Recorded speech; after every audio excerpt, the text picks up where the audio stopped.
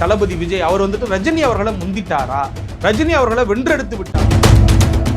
எப்படி வந்துட்டு சூரியன் ஒண்ணுதானோ மூன் ஒண்ணுதானோ, விஜய் வந்துட்டு ரஜினியை முந்திட்டாருங்கிறது உண்மைதாங்க. ரஜினியை இது நாள் வரைக்கும் யாரும் வெல்லவில்லை, இனியும் வெல்ல முடியுமா என்று தெரியவில்லை. வணக்கம் மக்களே, இன்னைக்கு இந்த வீடியோட எதை பத்தி பார்க்க போறோம்னாக்க ஒரு சினிமா கான்டென்ட் பத்தி தான் பார்க்க போறோம். அப்படி என்னையா கான்டென்ட் அப்படின்னு நீங்க கேட்கறதுடைய காதுல விழுது. அட ஒண்ணும் இல்லைங்க, கடந்த 10-15 வருஷமா கோலிவுட் வட்டாரத்தில் சுத்திக்கிட்டு இருக்கக்கூடிய ஒரு கேள்விக்கு விடை காண போறோம், விடை தேட போறோம்னு சொல்லலாம்.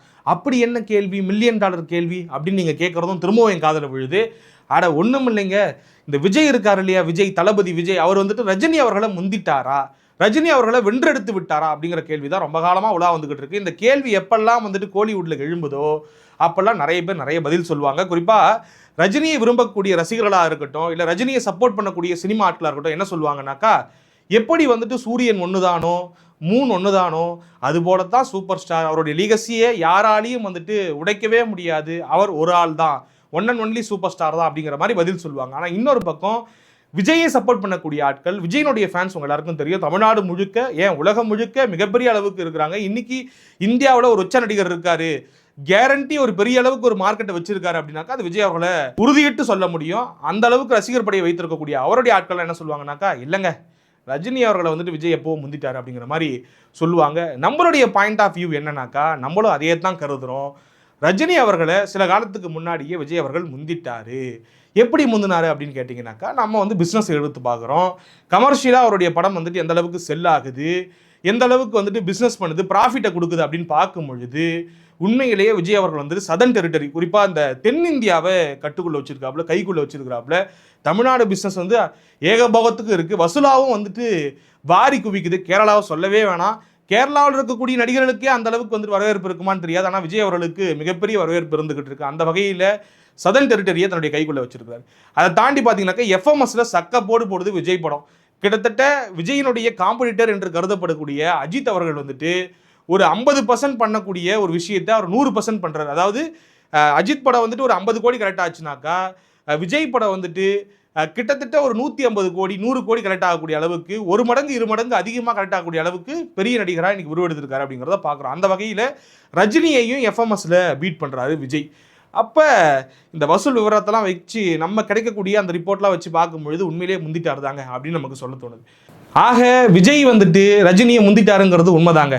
ஆனால் ரஜினியை வென்றெடுத்துட்டாரா அப்படின்னு கேட்டிங்கனாக்கா அதற்கு வாய்ப்பே இல்லை. இந்தியாவில் எந்த நடிகராலையும் ரஜினியை வெல்ல முடியாதுங்கிறதா நம்மளுடைய பார்வை.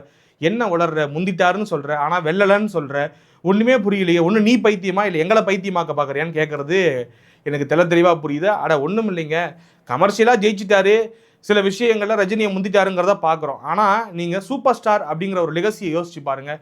இன்றைக்கி 50 வருஷம் சினிமாவில் முடிச்சுட்டு இன்னமும் கம்பீரமாக அந்த குதிரை ஓடிக்கிட்டே இருக்குது.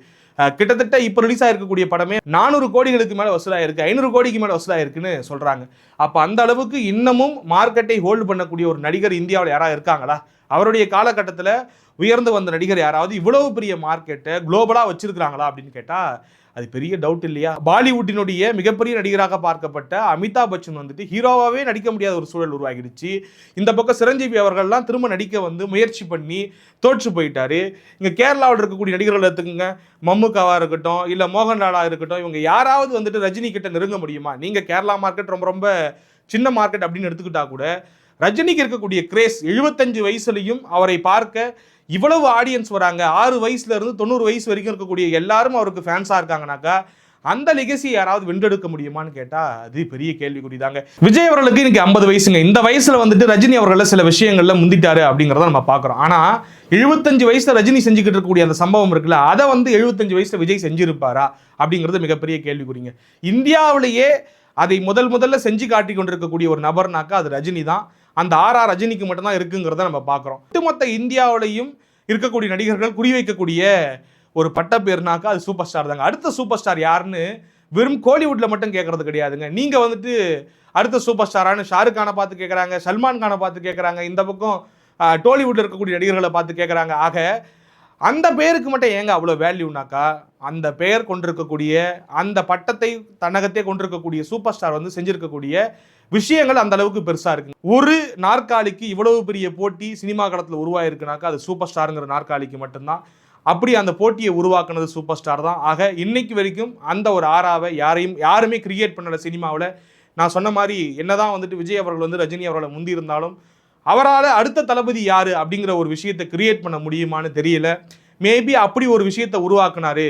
நான் சொன்ன மாதிரி மற்ற மொழி நடிகர்கள் கூட அடுத்த தளபதி யாரு அப்படிங்கிற ஒரு விஷயத்துக்கு வந்தாங்க, அதை ஒரு விவாதமாக மாற்றினாங்க, அந்த ஒரு ரேஸை வந்துட்டு உருவாக்குனாங்க அப்படின்னாக்கா நிச்சயமாக அன்னைக்கு வந்துட்டு விஜய் அவர்கள் வந்துட்டு ரஜினியை வென்றெடுத்துட்டார் அப்படின்னு நம்ம ஏற்றுக்கலாம். ஆனால் அது வரைக்கும் இந்திய சினிமாவில் ஒரே ஒரு சூப்பர் ஸ்டார் தான். அந்த சூப்பர் ஸ்டார் செய்த ஒரு சாதனைங்கிறது வேற யாரும் செஞ்சதில்லை, இப்படிப்பட்ட ஒரு கிரேஸை உருவாக்குறதில்லை அப்படிங்கிறத நம்ம திரும்ப திரும்ப பதிவு செஞ்சுக்கிட்டே இருக்கலாம். அதனால் ரஜினியை இது நாள் வரைக்கும் யாரும் வெல்லவில்லை, இனியும் வெல்ல முடியுமா என்று தெரியவில்லை. வென்றால் பார்ப்போம், வென்றால் திரும்ப ஒரு வீடியோ போட்டு உங்ககிட்ட பேசுகிறேன். இன்று வரை ரஜினியை யாரும் வெல்லவில்லை அப்படிங்கிறத என்னுடைய கருத்து. டாடா, பாய் பாய்.